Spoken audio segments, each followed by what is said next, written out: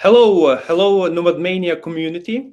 This is a new format of our content, and you know that we've been doing the interviews for many years. However, now we want to make a step forward and also introduce the live option of the interview, which hopefully will be much more engaging.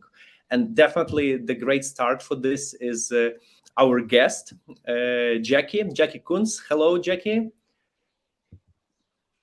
Hi, yeah, thanks for having me. Absolutely, and I'm super happy that you became actually our first guest of online interviews because, I mean, you probably have so many things to tell, right? You became the first female traveler who visited Afghanistan after Taliban takeover and actually independently. Also, you traveled to so many different places, and now you are stationed in like one of the hottest and most disturbing places in the world, which is like, which probably we should know about everybody, right? Because you are now where? May I ask you more precisely? Yeah, so I'm currently in Aswan, so about 200 kilometers north of the Sudanese border in Egypt. Oh, wow. So definitely this somehow relates to your background because as I understand you've been living and working in Sudan for last 8 years, and everybody knows about the tragic situation that's happening in Sudan.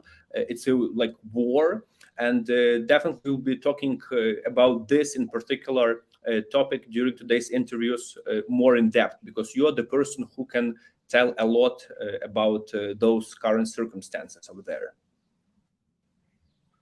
Okay, yeah, great. Okay, so but before we continue to that particular thing, looking at your profile on Nomad Mania, I have noticed that you became like really well traveled in the places that most people don't usually start from. I'm talking about the Middle East, the Afghanistan, all Nomad Mania regions in Iraq. Like this is pretty extraordinary. So what made you start traveling from those particular places, and can you tell us maybe about your general like life and travel background to have a more picture of who are you as the person, as this really serious traveler? Okay, hard question. Yeah, so actually I believe Sudan was my 8th country that I had visited. And Eritrea was actually my 9th. So I kind of started in a weird order, where some of the countries that people might leave for last kind of interested me the most. But when I started traveling, I didn't really have that 193, 195, 197 goal in mind. I was just looking for places that interested me. And I grew up in a small village in upstate New York, but we were really close to a city called Utica, which is known for taking in a lot of refugees. So I was exposed to a lot of people coming from Syria, from Iraq, from Somalia growing up. So knowing these people and hearing stories of these places, I had always been interested in actually being able to see them someday. So I studied Arabic as well at university for a little while. So that really piqued my interest in specifically like the Arab countries in the Middle East. So I thought I could really understand them more in depth, being able to communicate in the language a bit better than I could in some other places. So that's what made me Sudan, Iraq, and then even into Afghanistan last year. Oh wow! So like, was it like only traveling, or you were like kind of trying to combine your profession, relying on your these skills that basically made you like more welcoming in those places? Well, that's actually a newer thing I'm trying to do. So I work in education development. And I've been focused on Sudan and Egypt, and I've done a little bit of work through COVID with Yemen and some other countries across North Africa and the Sahel. But I've always been based in Sudan. But with my trip to Afghanistan last year and hearing everything that's happening with women's education there, it's kind of become something I want to combine more with travel. Like I do have this skill that I could use in places that might not have access to it. So right now I'm trying to look for ways to combine travel with expanding education access, teacher training, syllabus design in some of these places. So hopefully in the future that becomes a more integrated aspect of my life. Can you tell more a little bit this type of like education? What does it mean? Like those are some trainings or schooling or other things, please. Yeah, so I'm an education specialist, so I work in curriculum design primarily, and then subsequent teacher training and low resource contexts. So I write basically children's books to be used in schools, and then I work with teachers on how to deliver these lessons in a way that gets the information across, but when they don't have any kind of electronics, or maybe they don't have a chalkboard, or maybe they don't even have books themselves. So how teachers can take a lesson and actually make it effective when they don't have any tools. Okay, that's pretty interesting. So it's kind of like you take the best possible Western practice and introduce this in the countries that are like on the way to improve their educational environment, educational system, as I understand. Yeah. So basically, then I work with teachers on how they can become effective rather than just delivering a lesson to students, ticking the box, saying, okay, this is done, how they can actually make it impactful in a way that the students actually walk away with having learned something. Cool. Like, as for me, it sounds like an amazing job. And what's also more important is that there is like really a noble thing behind it, right? Because you make a real impact in the societies that need it. And I myself, as the well-traveled person, but originally from Ukraine, also understand how important is it to raise the level and to equalize educational system, including like between all the countries in the world. Wow, that's pretty interesting. So, like, what may I ask? How did you stumble upon Nomad Mania? How did you like? What attracted you in our platform, in our project in general? Actually, it was kind of by chance. I was in Socotra, I guess, 2 years ago now, and people were talking about Nomad Mania, and I had never heard of Nomad Mania before. I'm like, what is this? So, and then everyone's like, oh yeah, it's this website, like it shows you like your ranking and it shows the regions. So I really like that aspect then, because I've met a lot of country counters over the years that just go to capital cities, tick it off, and then go move on. But Nomad Mania, with the division of the regions, I think it encourages people to see more of a country. And I've always used it now for trip planning. So if I'm going to a country, like when I was going to Iraq, I was looking at the different regions and like, okay, what are the cities in each region? What are the different experiences, museums, whatnot? And I really like the dark side and the bizarrium thing. So I always take a look at what they have there. I found some weird stuff through that already, but. Oh, wow. Thank you for such a feedback. Actually, looking at your profile and looking at your social media, I can definitely tell that you are a true adventurous traveler, like the person who goes over land, who really dives deep. And guys, if you're watching this interview, please welcome to subscribe on Jackie's social media profiles, because there is a real stuff, right? And we know we know what we're talking about. I'm also the kind of guy who likes overland travel, and especially I love to buy open jaw flight tickets. So you arrive in one destination and then you travel overland and come back from another one. And probably because of this approach to travel, on our last Nomad Mania Awards in November 2022, you were awarded the title of the most intrepid traveler, which is also, I would say, it's a big recognition among travel community. So congrats with that. Oh, thank you. So from now on, I would like to come back a little bit to Sudan, because this is definitely the central topic nowadays in the world. This is the central topic of our conversation, and most probably this is the central topic of your life currently and in the last decade. Yes, I would say. You told that you lived in Sudan for the last 8 years. Could you please tell me like more? How did the life in Sudan look like? For those people who probably didn't hear much about this country, who maybe generalize around Africa as a whole, can you describe more the Sudan in general before the war?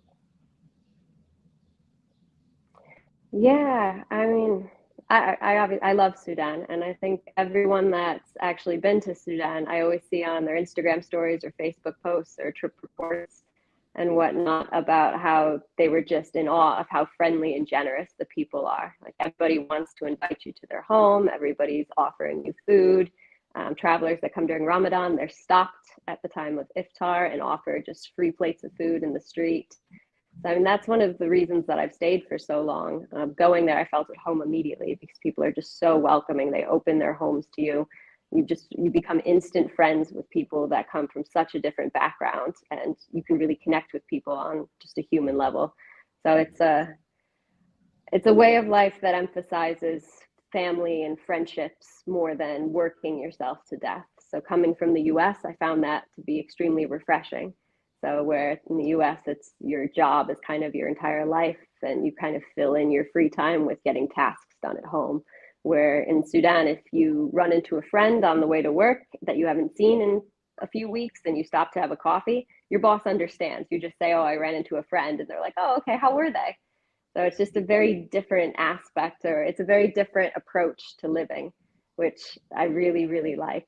And you can see that now too with how people have come together from the diaspora, from within the country, just trying to help each other.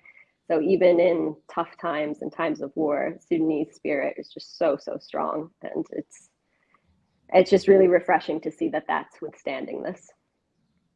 I think that's what makes us human, right? When tough things approach, people in many cases stick together. And would you consider this warm feelings between people and everything you described just now is a special feature of Sudan, or the entire region of northeastern Africa can be something like this? Like what? Yeah, so I mean, you obviously see it in other places as well. So I only can speak from the Sudanese context because that's the one that I know in depth, but I've spent a lot of time in Ethiopia as well. I've spent a lot of time in Egypt as well. And you do see that there. I think part of it as well, though, is that Sudan doesn't see the type of tourism that some of the neighboring countries have. So they also don't have that idea that foreigners are there and they have a lot of money and that kind of thing. We still in Sudan see a foreigner coming through as a guest. So, and you want to show them the best of the country, especially because the media does tend to show maybe our darker side a little bit. But obviously, yeah, go ahead. Everything what you have just described and like a couple of minutes before sounds to me like it could be Ukraine at the same time. I traveled around Ukraine as well, and I love traveling in Ukraine. And like tragically for both countries, Sudan and Ukraine, like basically now we are making this interview from one of the most disturbed regions in the world, because I am currently based in Ukraine. You are just at the border of Sudan, and unfortunately both of those countries experience terrible consequences of war at the moment. There have been told a lot about war in Ukraine, and Nomad Mania was one of the big initiators of clear support of Ukraine as early as the Russian invasion started. However, probably the media presence of the war in Sudan is not that widespread as it could be. That's why we are basically doing this interview, to raise awareness among our community and listen to you as a good ambassador, right, of that country. So could you please explain to us more in depth what is the background of current war? What were the first things that led to this, and what is actually happening in the country now? Okay, yeah. So, everybody's heard about the genocide in Darfur from the early 2000s. So, in the Janjaweed were the perpetrators of this genocide.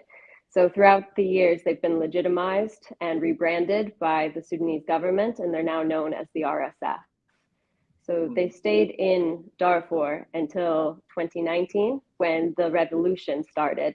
So there was a popular uprising amongst mostly college students, different women's groups, doctors and professionals in Sudan that came together, formed mass protests and a sit-in that eventually took down the dictator. But during this time, the dictator had brought in the RSF, who used to be the Janjaweed from Darfur, to help suppress these protests. So by the time the dictator fell, you had this group of paramilitary militia that come from Darfur, and you had the actual army. So to prevent it becoming a civil war between these two groups at the time, they decided to do a power sharing agreement. So they took sole power in 2021 on the October 25th coup. And since then, the two groups, the army and the RSF, have been ruling the country, but they've been talking about integrating into one unified armed forces. Obviously, nobody likes that. So the RSF is more of a family business. They're loyal to their leader. Their leader's very wealthy from having lots of gold. So they're there for the money. Where the army is more loyal with nationalism to the country. So recently, they're not coming out and saying exactly who started it, but what the belief is that the RSF was trying to stage a coup of sorts and take over the country and become the sole leaders of the country. So they started with attacking the airports. So I know a lot of people probably have seen the scenes that came out of the Khartoum International Airport a couple of weeks ago, and some of the other air bases that the army held in the north, near Merowe Karima, where some people might have visited the pyramids in the mountain, and then also in Darfur. So one of the advantages that the army has over this paramilitary group is air defense. So that was the paramilitary's attempt to squelch the air defense tactics that the army would have had. Well, it didn't work. So now here we are going into the third week of fighting, which is mainly happening in Khartoum in residential areas. So a lot of people are stuck essentially within their neighborhoods. They can't get out because there's shelling, there's missiles, there's street fighting, there's bullets flying everywhere.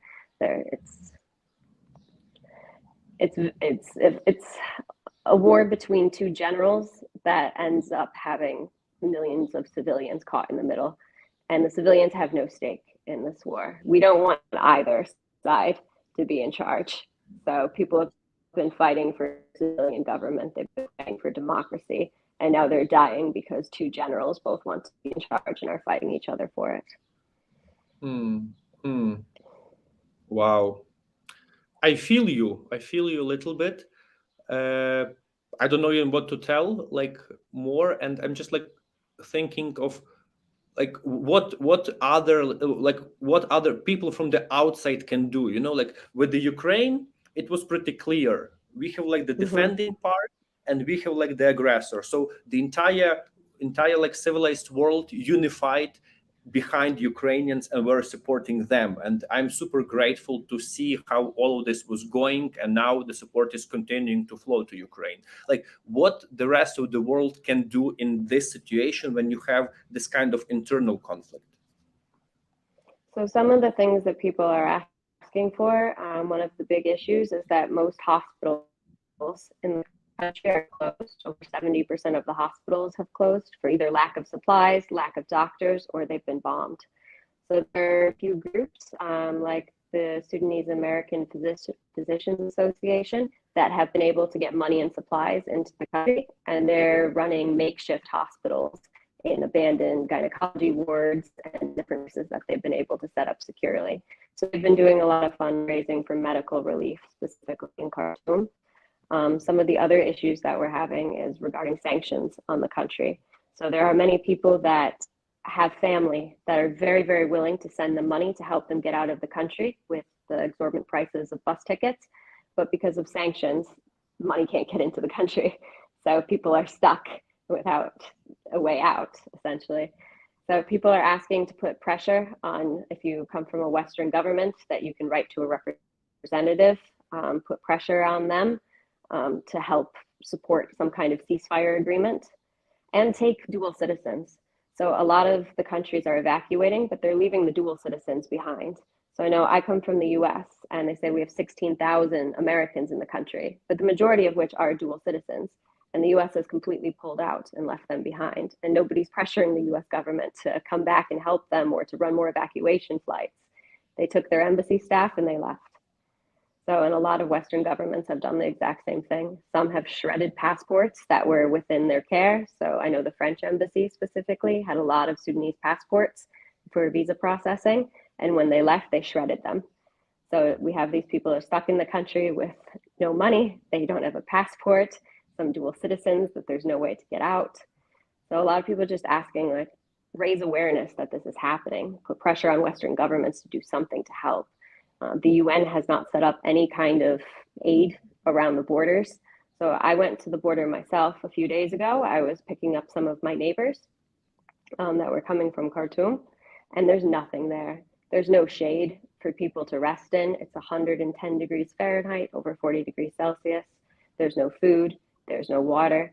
So, and we brought about maybe 10 to 15 liters of water with us. It was gone pretty immediately because the second people saw that we had water, it was just gone. People are desperate and there's nobody down there helping. So the only help that's coming through right now is from Sudanese aid groups or people in the diaspora that have flown here to try and get things in. So meanwhile, we have a war in our country. We're all very, very concerned about friends and family we've lost contact with, and we're trying to grassroots organize to save people. So even it was shocking to me because the UN workers that were stranded, Sudanese were the ones that were mobilizing to volunteer to help get them out. So, and then where's the UN helping their own people or helping the Sudanese people? It's a very frustrating situation. I understand you clearly. Basically, similar things were happening at the very first days of war in Ukraine last year. Everybody was witnessing this, and people, own people are the first one who always mobilizing. Sudanese people from the inside, they will always will be the first, and they will be the first push, obviously, to that. Yeah, the next way would be diaspora, like their representatives of their country abroad, will form a lobby to start to ignite some other engines that takes longer, like the UN.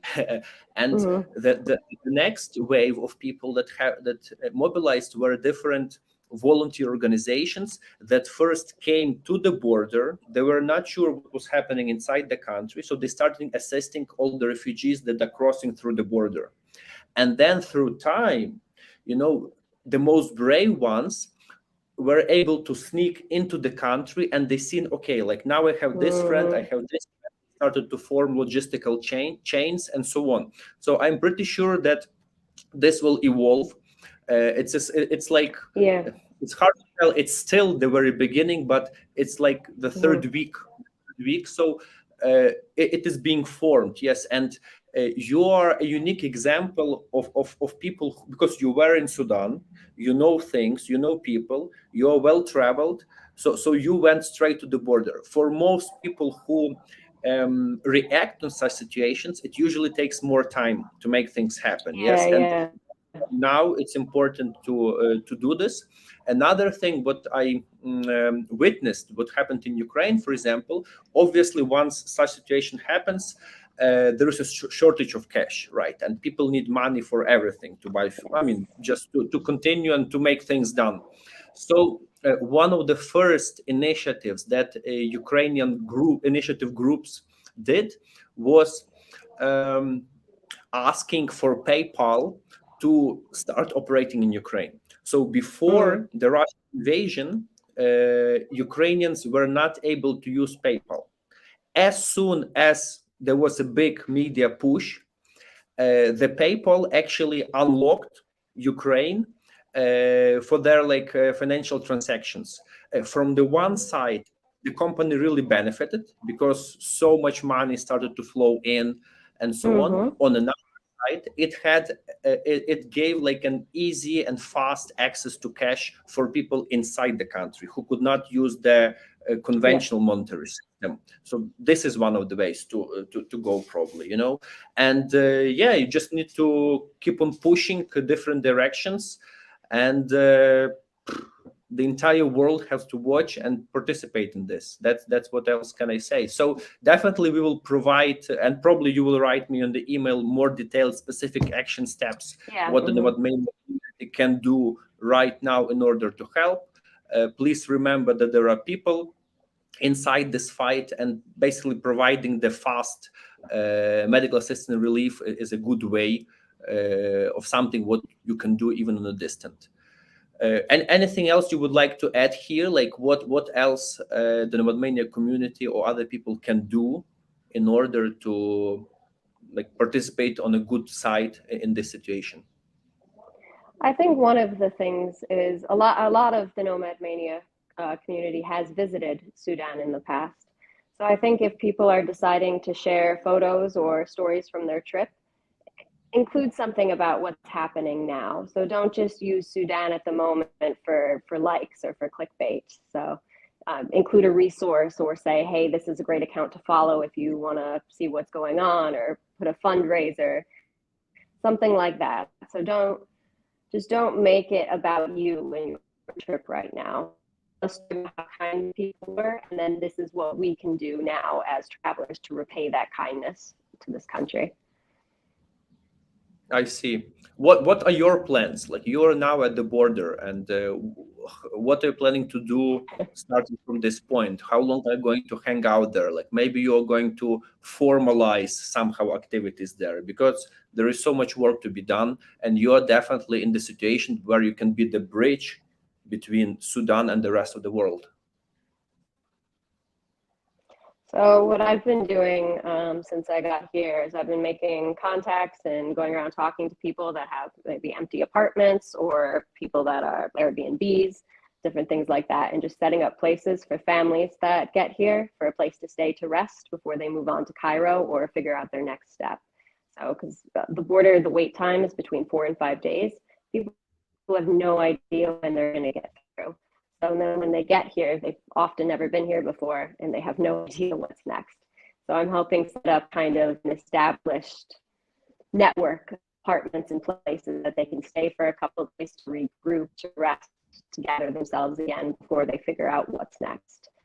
So I'm also doing a lot with passing messages around. So a lot of what the work that we're doing at the moment is connecting people in the country, other people in the country that have either the medicine or information about buses or transport, or if an area is safe.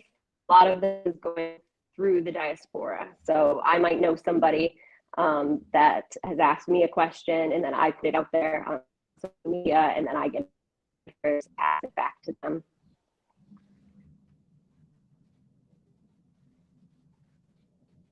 Jackie, are you here still? I think I lost you on the last words. Yeah. Yep. Can you hear me? Yes, okay. Now you're back. Where did I cut off? It was like when you engage diaspora and trying to put all the dots together, with a lot of connections back and forth. Yeah. Yeah, it's a lot of networking within the country and out of country. So putting people in contact that need something with somebody. So we're doing a lot of that from the outside. I clearly get it. Like the workflow of information that is going through all the messengers now is probably 10x of what you used to before. As I like repeat myself again, similar things were happening in Ukraine exactly 1 year ago. And what happens after is that many things get settled. People just find their way, they go somewhere, or they come back, or they find another solution. However, many things will also formalize. Yeah, so they will, like these initiative groups that first were like putting people together, forming the chats and so on. Some of them will form organizations that will actually participate on the long term there. Yeah, and there'll be a time when now everything is doing probably what everything they can, putting people in together, bringing stuff, some basic logistics connections and so on. However, in a few months, I believe those who will decide to stay and participate in the cause, they will find like not a profession, but rather their speciality, what they can do. Like, or they will be in housing, or they will be in the logistics, or they will be only in medical supplies. So depending on how you envision your participation there, it's possible to start building those chains in particular area right now. And if you want, if you have ideas what would be the most useful here, I can put you in touch with some relief organizations in Ukraine, because they already have like at least 1 year experience of dealing with a crisis of such scale. And maybe also it will be possible to duplicate this in Sudan. That would be very, very useful. Right now, we're kind of all over the place with how to make this work. We have WhatsApp groups that have like thousands of messages, and it's very difficult to sort through everything. So any way to streamline things and make more accessible would be amazing. Okay, so we'll do this behind the scenes then. And at this moment, I see that our connection is getting worse. But anyway, I'm super grateful that you managed to sneak those 30 minutes in between all this math to share the inside information from there. And in the end of every Nomad Mania interview, we usually have a signature question. I understand it doesn't really probably relate to your particular situation right now, but this is something what we can dream on and what is important for every traveler. And usually we ask who are 3-4 people, from modern time or historical personalities with whom you would like to have a dinner, if you could. And why? Yeah, so I was thinking about this when you sent me the question. Sorry, there's two that really inspired me to travel. When I was a kid, I read From Beirut to Jerusalem by Thomas Friedman. And that was one of the first things I read. They're like, I want this life. I want to get out there. I want to see things, experience things. So definitely Thomas Friedman. Really, even just to thank him for the inspiration. Anthony Bourdain, of course, was a huge influence of mine. I remember the episode when he went on the Congo River. I think that was in 2013. The episode came out, I want to say. And then that's what really set my sights on Africa. So I was I want this. So it would have been very nice to have met Anthony Bourdain. I actually went to college in the same city that he went to college in. So I always kind of had that connection, so that I really like that. And I'm a big fan of Haile Selassie, the Emperor of Ethiopia. So I'd kind of just like to meet him just because I was a big fan. Sounds good. Okay, so I wish you all the best to meet in the live period with those people that you can. Yeah, unfortunately, some people. I think I got one left. Yeah. All right. Thank you very much. Really appreciate this. Please stay safe. Yes, in this situation, and I wish all the best to the people of Sudan, and obviously to you personally. So hopefully we will have a chance to meet sometime, somewhere live as well. Bye-bye. Yeah, I hope so. Thank you, Oris.